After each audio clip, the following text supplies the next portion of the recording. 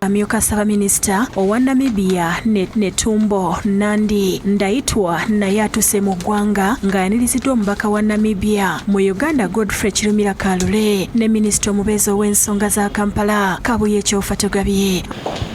Ayogeddeko ne bannamawulire ku kisaawe n'ategeeza nga bwe balina essuubi mu lukiiko lwa NAM ne G77 nti zijja kuyambako amawanga agakyakula okwefumitiriza ku bisaanyi okukolebwa okutumbula enkulaakulana ey'awamu. Is a group of developing countries with one common purpose on how do we support ourselves in our developmental agenda.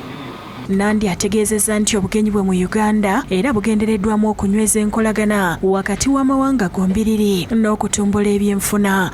Namibia is also known for its fishing industry and it's not yet fully exploited, and we would want to see us exchanging the fish, the lake fish and then the sea fish.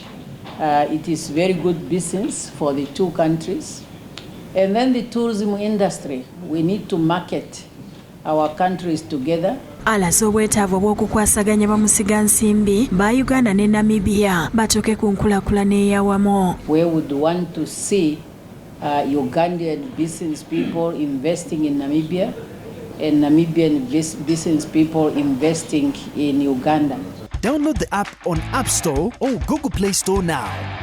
Vision Digital Experience, the future of media.